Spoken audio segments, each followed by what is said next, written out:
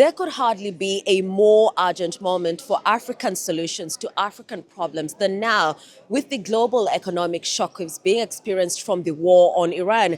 So what is the African continent doing about it? I had a conversation with the Zambian Minister of Foreign Affairs, Mulambo Haimbe. I'm Grace Kuria Kanja, and this is One on One. Thank you very much, Minister, for making the time for this one-on-one conversation.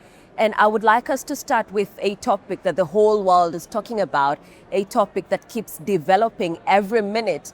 The day before today, that is yesterday, the Strait of Hormuz stood open, reopened, fully reopened. Today, as we speak, Minister, which is a Saturday, the Strait of Hormuz is closed. So that's quite a huge gamble, and I'd like to know what impact this war on Iran has had on Zambia as a country before we even talk about the effect that the African countries or the African continent have felt from this war.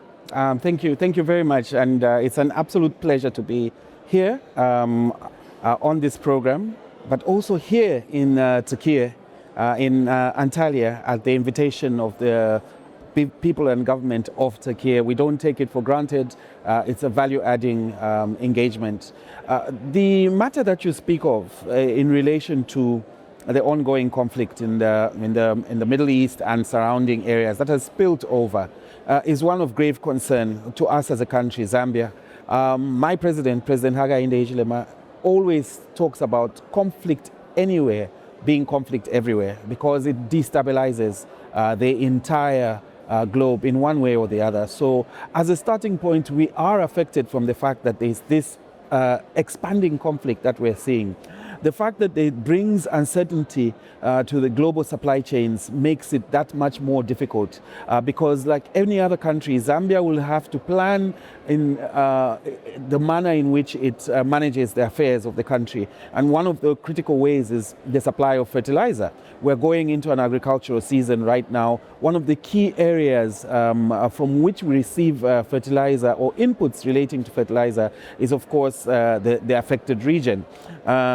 Similarly, with petroleum products, there is a global impact, and we are not excluded from it. So certainly, from all those angles, this conflict has got a telling effect, a negative effect. We believe that the best thing is for everyone to sit on the table of dialogue and resolve these matters. We have had to make fiscal adjustments. For instance, removing of certain taxes in order to cushion the impact of the increased cost.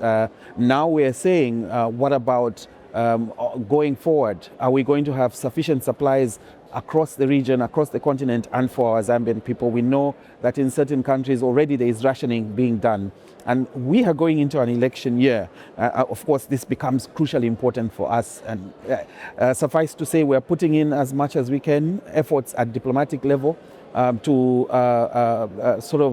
mitigate against the impact. But one can say that it is dire. Absolutely. And you answered my next question, which was going to be what measures the country is putting in place to cushion its citizens. But I'll ask regardless, because you mentioned fertilizer, and what came to my mind was a report by the World Food Programme, UNWFP, earlier this year, I believe, which said that if this war continues, and unfortunately it has been continuing even despite the ceasefire, about 45 million people are at risk, 45 million more people are at risk of becoming food insecure.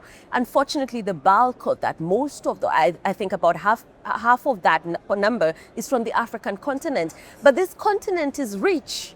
We are the richest as the African continent. We hold 30% of the world's mineral reserves. But why do we have to suffer the most? And I think you're quite right. I believe, first of all, that it's important to have honest conversations. It's important to have fora such as this one we are at here in Antalya that speak to addressing those concerns about the place at the table of the African continent. We have the youngest population in the entire world, the most productive by far. That population needs to be upskilled. It needs to be given the the room, the environment, the capability to express itself and add significantly to the global income flows. So these are important conversations, and I think that from the 2 days that we have had here in Antalya, the world is starting to recognize the importance of Africa, the need for that equal voice, the importance to have a place at the table, because it works out for everybody. It works out in favor of everybody. We hold, as you say, the most critical mineral reserves. Talk about green energy transition. Critical minerals are important for that, and we hold that. And so we're having those candid conversations in bilateral discussions at fora such as these ones, but also in the forum itself. President Erdogan in his speech was very, very clear around what we should be doing as a world, around the importance of dialogue. Away from these conflict situations, the need for us to speak as equals on matters of global importance. So I hope I've answered your question. You have answered, but I'll ask another question, because Minister, allow me, Zambia is equally rich. Zambia has an abundance of copper. Zambia has an abundance of cobalt. All these are essential, not just for Zambia, not just for Africa, but for the world at large. What are you doing? What is the Zambian government doing to enhance beneficiation of these minerals in the country, at the very least in the continent, to benefit your people? First and foremost is to accept and realize that there must be a significant policy shift towards how mineral endowment is managed, how it is exploited, for the lack of a better term. And one of the key messages that we have to any strategic partner now is part of our policy. We are talking about value addition in country, no more raw material export. We are talking about, as I said earlier, strategic, eco-respectful partnerships, where our tenements for these various minerals that you've talked about, and we have all the critical minerals, by the way, in Zambia, including rare earth, we would want to have joint ventures that are value-adding, that we know, of course, that you cannot bring capital inflows if you do not create a fair financial system in country, a fair trading system, and an environment which is conducive for investment. And we are offering all that. All we ask for is that we must be recognized as equal partners. We must have transparency in the manner in which the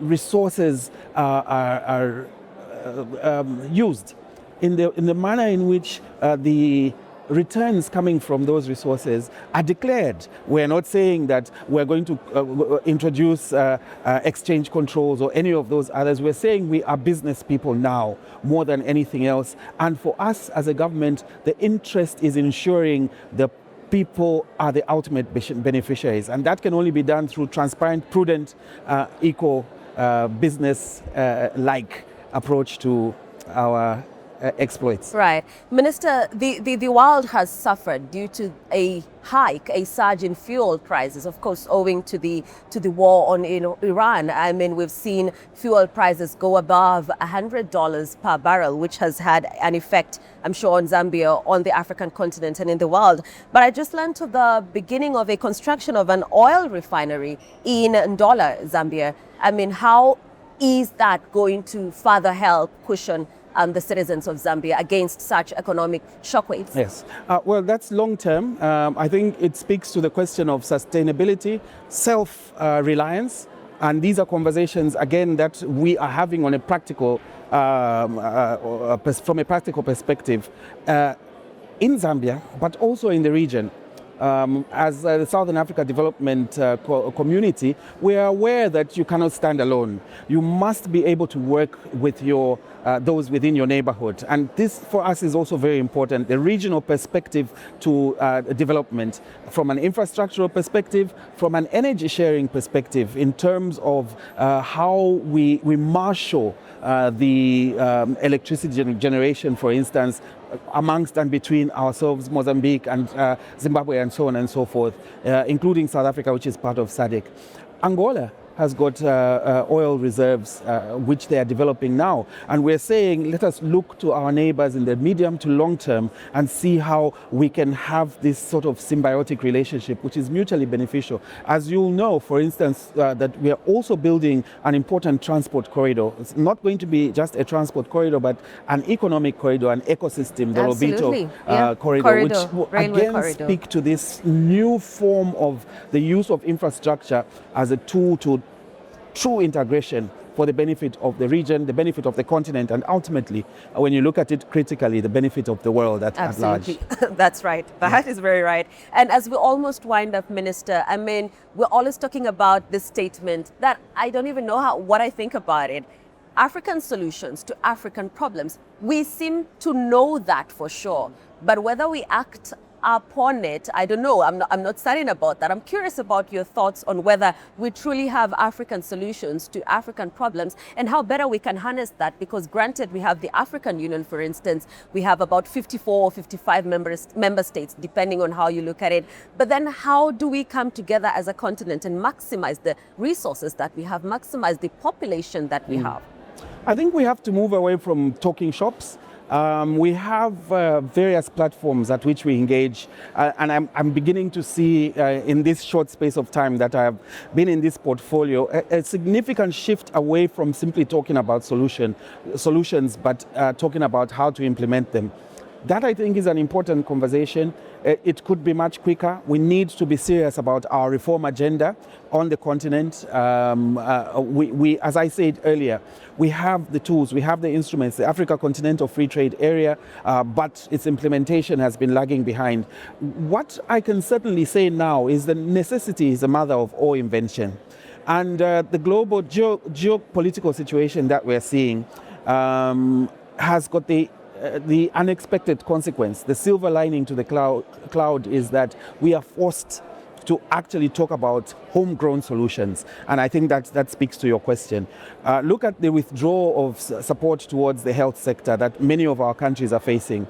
You cannot turn anywhere else but to ourselves to resolve that challenge. And so you'll find that innovative ideas are now being given life. In our conversations. Recently, we had in Nairobi the Energy 300 Summit, talking about bringing energy, electricity to 300 million Africans in our region, Southern East Africa and beyond. What does this do? It speaks to productivity, because you cannot be productive without critical inputs such as energy. And for us as Zambia, we're saying by 2031, we want to increase our production in mining, copper in particular, from the current 1 million metric tons to 3 million metric tons. That will need energy. We're looking around at our neighbors, as I said earlier. We're looking beyond the Southern Africa region to Tanzania, building an interconnector so that any surplus energy coming from the East Africa region can pour into the Southern Africa power pool and speak to all this that we want to do. Of course, the Lobito corridor is another. We need to take these practical steps. We need to reform, and we're starting to do that out of necessity and out of a realization that our full potential will only be achieved through our own efforts. The mother of all invention, like you said earlier. Lastly, Minister, I mean, I know you alluded or you mentioned it earlier, which is the reason why we're here, being the Antalya Diplomacy Forum. But as we wind up, I'd like you to talk to us about the present Turkey and Zambia relations. Going stronger by the day. We are, of course, ever grateful for all our friends, including Turkey, where we are right now. We had an iconic visit by President Erdogan in 2018, and Zambia, President Hichilema is looking to reciprocate. And that speaks volumes to where we are as friends. We have been friends for so many years. We can only grow from strength to strength. This country is iconic in its story, in how it has achieved what it has achieved. And it's something that we look to as a country too, as our brothers and sisters to our Turkish friends. We are saying the innovation, the resilience, the persistence, the pride that the people of Turkey have shown over the years is something that we want to emulate, and it shows in our friendship.